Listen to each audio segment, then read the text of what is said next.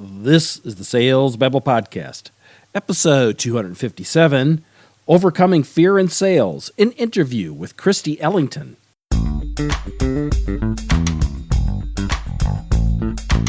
Welcome to Sales Babble, the podcast that shares selling secrets for non-sellers. And now your host, Pat Helmers. Hello, Sales Babblers. This is Pat Helmers, and I don't want to frighten you, but what we're going to talk about is a very scary topic.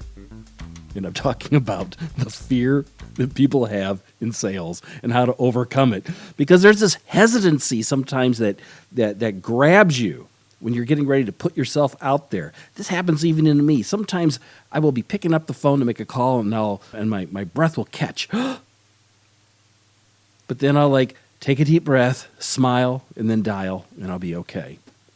So for those of you out there who consider themselves non-sellers, this is probably something you bump into often. That's why I've decided to have Kristy Ellington to come on here to talk about how we can overcome fear when it comes to sales. So, with no further ado, let's get to it. Welcome, Kristy. Are you ready to babble? Oh, I'm ready. Kristy, you're afraid, aren't you? Or you're afraid of fear, aren't you? Well, I don't fear it anymore, but I definitely lived most of my life in fear. That's correct.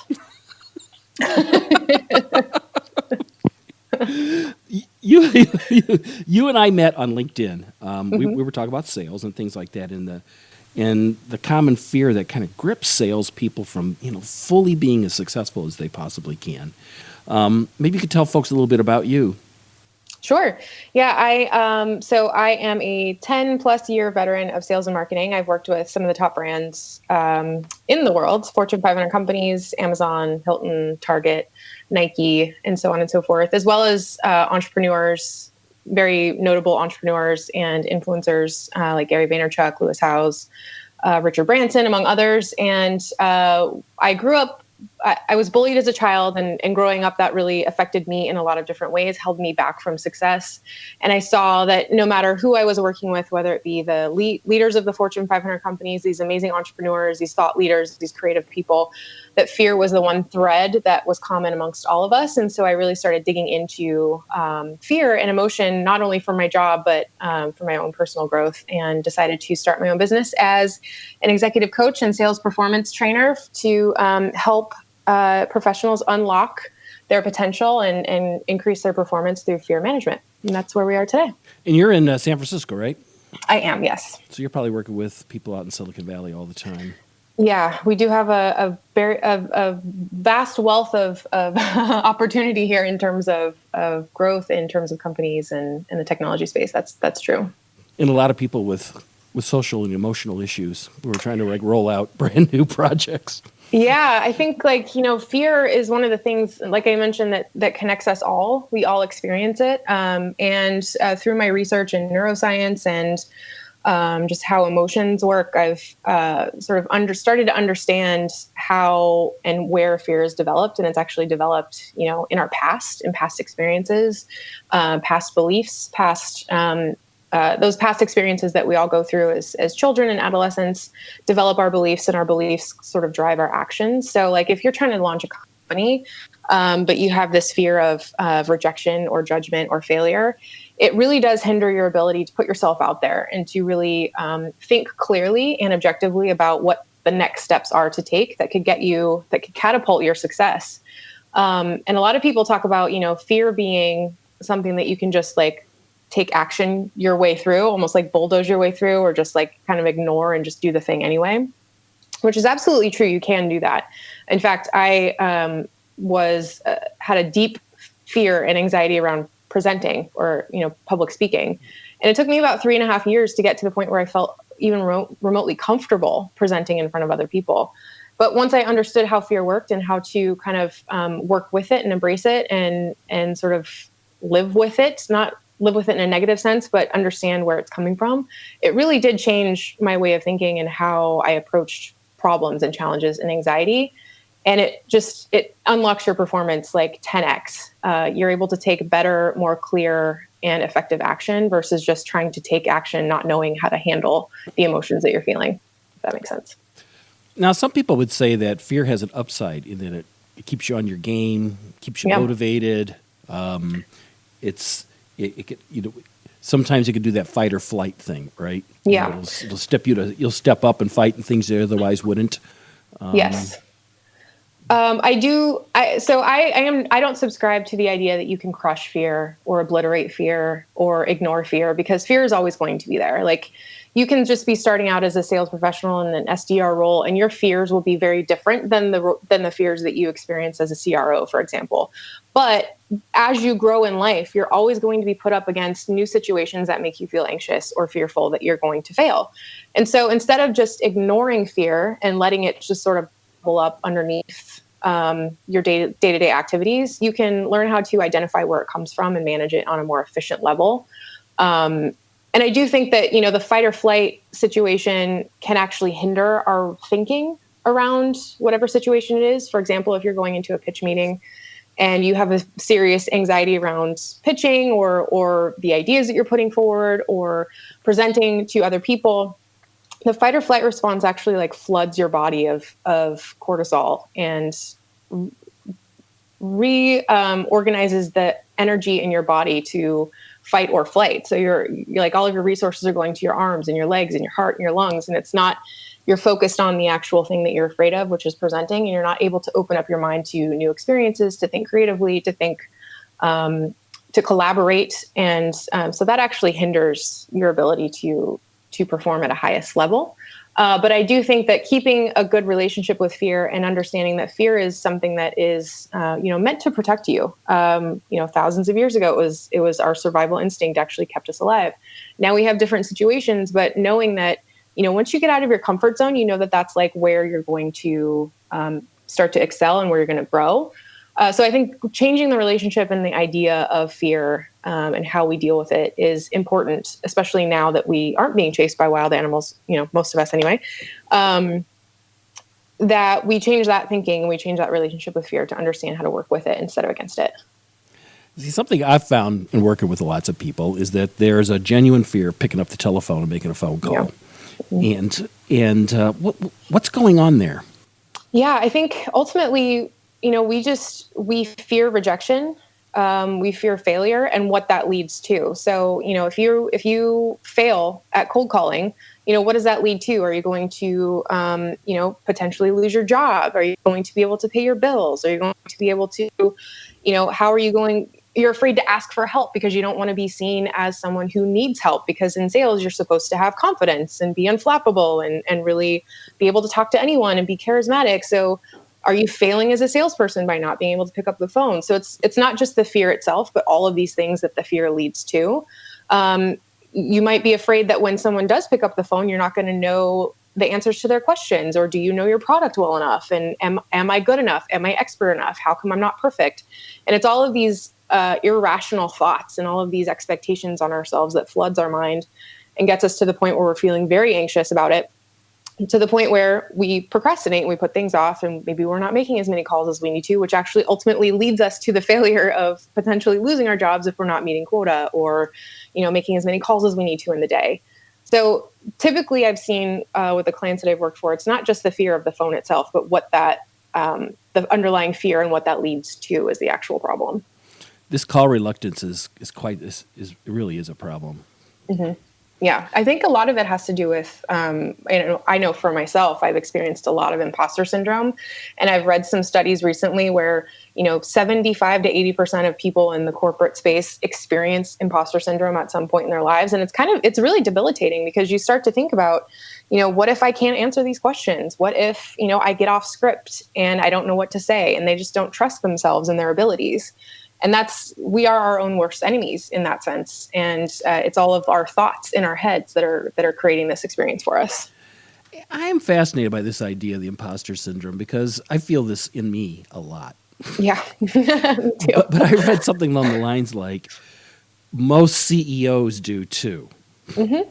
That they're afraid that someone's going to find out the dirty truth that they just ended up there by luck. and that any moment it's all going to be taken away from them. Yeah. Absolutely. I've worked with a lot of leaders of, like I said, Fortune 500 companies, these entrepreneurs, these amazing entrepreneurs that are making millions of dollars running their own companies and influencers. And they all have said the same thing, that they've all experienced this feeling of imposter syndrome, where they're just so afraid that someone's going to figure out that they don't know what they're doing or that they're frauds. And the dark side of this really is that when you're desperate, you're in this place of desperation and, oh my God, no one find out that I'm this way. You start to get aggressive, and desperation leads to defending your spot versus trying to uplift and help everybody get to a higher level. And I experienced this myself when I was, in a past role.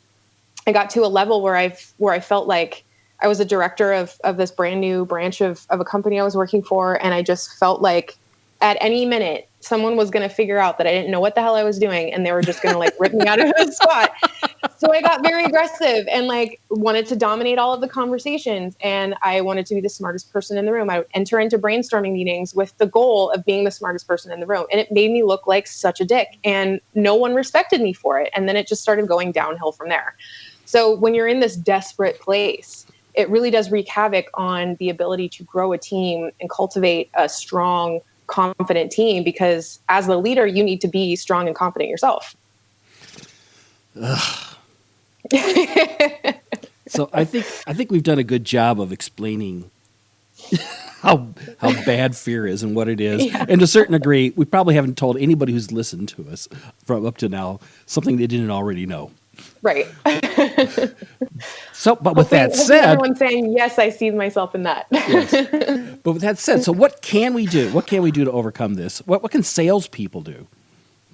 Yeah, I think one of the best things you can do, and again, fear is this thing that no one wants to talk about, especially in sales, because we got this image of ourselves where we're supposed to be confident and we're supposed to be cool and collected and we're supposed to know all of the answers and be an expert at everything and be able to pivot a conversation at all times to benefit, our sales process. But really, I think one of the best things that we can do, not only as sales leaders, but also just anyone in sales, is just to understand that fear is not a defect. It's not something that makes you less than someone else. It's a biological response, and it's something that everyone has. So when you do experience it and you are feeling anxious about something, don't get down on yourself, because when you get down on yourself, it's just going to make it worse, and you're going to get into a negative thought spiral that's not going to help anybody. So that's the first thing. The second thing, I have a 5-step process that I go through anytime I get into a stressful situation, or I feel like, there's a big meeting coming up and it's important and I need to nail it. And how do I walk into this conversation cool and calm, and actually, able to think clearly and creatively? And it's an acronym, it's NAMES. So the first step is to notice that you are feeling this way. When you start to feel that adrenaline pumping, when you start to feel a little bit like you're moving too fast and you can't really slow down your thinking, that's when you notice that your adrenaline is actually pumping and you're starting that fight or flight response. So that's a good time to stop and acknowledge, which is the second one, NA. Acknowledge where it's coming from and where are you feeling it in your body. For me, whenever I get into a room to present, I start to feel a tightness in my throat. And once I start to get that sort of anxiety feeling, throat tightness, I just clam up and I have a really hard time pulling myself out of it if I don't do this process first. So the N is notice, the A is acknowledge, and then the M is make the connection on where this is coming from in your life. So for me, presenting comes from a situation actually when I was in 4th grade presenting a book report, and I was teased in front of the entire class, and I felt so very vulnerable and exposed up there in front of the class. And all I could do was just try my best not to cry in front of everyone. And so ever since then, at that point in my life, I formed the belief that speaking in front of people or in public is a dangerous situation, because it's going to make me feel vulnerable and exposed and judged and ridiculed. So throughout my life, that's exactly how I thought about public speaking, is that it was a dangerous thing to do because I didn't want to be embarrassed or ridiculed or, judged for what I was saying. So once you start to figure out where did you feel it first, or where is this coming from, or what past experience have you experienced to make yourself feel this way as you go into the situation? And then the E in names is to evaluate. Is this situation that I'm remembering, or is this fear that I'm experiencing actually true right now? And for me, public speaking, once I figured out where it came from, I could say to myself, I'm not in fourth grade anymore. I'm not there's nothing about this situation that makes me think that anyone is going to ridicule me, or I'm going to be put, exposed in any sort of vulnerable way. It's just me trying to present this pitch, or this, the story, or this, whatever it happens to be. And once you calm your mind and you start to think rationally, you can then, which is the S in names, is shift your focus back to your client. And you can enter into that conversation and say, I'm focused on making sure that this person feels validated, that they understand what I'm trying to present, that they feel like that I get what they're going through, and really just look towards helping them understand what I'm saying as well. So names, that's my 5-step process. I do it all the time. I do it before I get on podcasts. I do it before I, get on a sales call, all the time. Even myself, even now, because new situations will come up that I maybe don't expect, as I get on. So I'm talking to more people. Maybe there's someone who is really experienced in the industry, and I get nervous that I'm selling up to them. And I feel that imposter syndrome starts kicking in, and I'm like, oh crap, I got to reset and start to think about where this is coming from. So that's really that process has really helped me. And I think it will help other people. And it's really just about mindfulness as well. Just making sure that you understand your emotions. Mindfulness. I love that. Yeah. What I like about this is this whole podcast, Kristy, is about selling secrets for non-sellers. Mm-hmm. People who have a passion about something, but it's not about selling. There's this thing that they really love and they really want to promote and they want the world to have, but they're afraid to be this slimy, sleazy, pushy, arrogant, acerbic salesperson. Yeah. And what I really like about your 5-step process, especially that last S, is that you shift your focus. Mm-hmm. Is that if you focus on the thing that you're about and helping that person that you're meeting, yep, so much of this other stuff just goes away. It really does. Yeah. And that's the part about fear, is that it really makes you think it's kind of selfish in a way, if you think about it, because when you're afraid of something, you're focused on you and how you're feeling. You're focused on how you're going to screw up or how you're going to appear to someone else, instead of shifting that around and thinking about your client. And once you do put the focus on the other person, you're absolutely right. A lot of this stuff kind of calms down, but getting to that point is really important, because if we just ignore the fear, if we ignore the anxious feelings, it's just going to bubble up, and we'll just keep focusing on ourselves, instead of, allowing and sort of calming our thoughts in our body and turning off that survival instinct to shift it back to the client. I love it. How can people find you online, Kristy? Yeah, well, I'm at KristyEllington.com. It's pretty easy. And you could, same name on Instagram and LinkedIn and Twitter. Same. It's all the same. It's KristyEllington.com. You can find all my links there. And when we were talking before, there's a couple things you had these 13 trigger emotion things that you wanted to share with the audience. Yeah. So in my workshops, I talk a lot about fear, emotions, obviously, but mainly fear.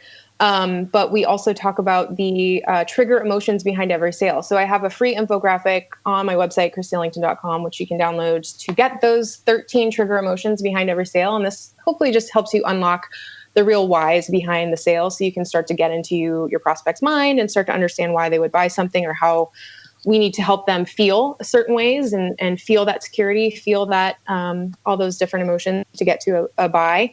And then I also have 3 30-minute coaching sessions. So if you're interested in potentially unlocking your fears and understanding your fears, I have 30-minute sessions available for free, and you can book that also. KristyEllington.com/schedule, which you guys, I think you'll have the link on your site as well. I'll put all those in the show notes so people can. They're probably driving right now, so they're not going to be or running at the gym, or on the treadmill or something. So I'll make it easy peasy for them to get a hold of that. So I can't help but wonder, were you afraid just before you hopped on this call?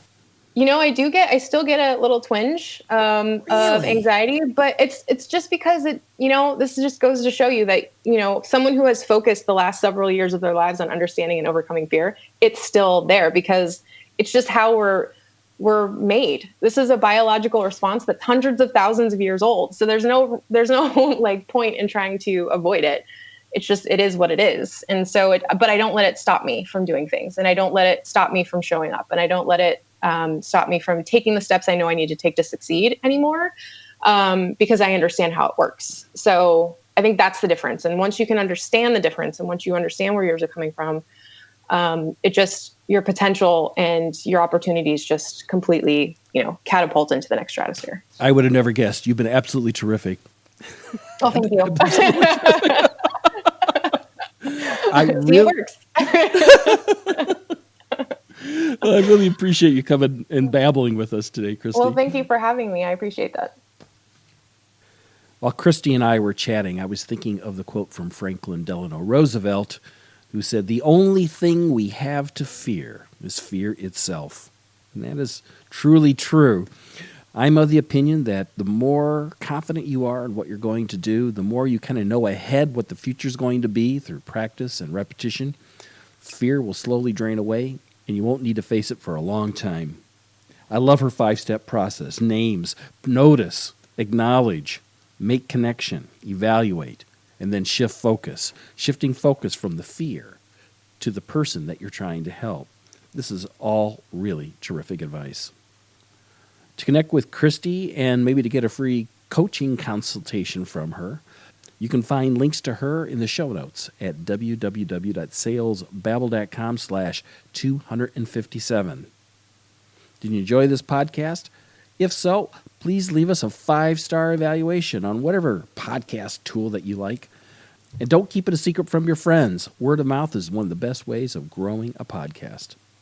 When you got a question or a comment, don't hesitate to reach out to me. Many people are doing this. Every week I get questions from listeners. I'm more than happy to answer them.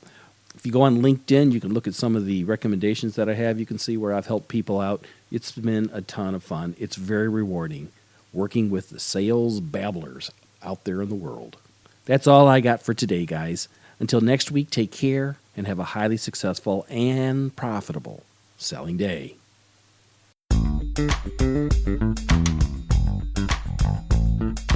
Thank you for listening to the Sales Babble podcast. Find us at www.salesbabble.com.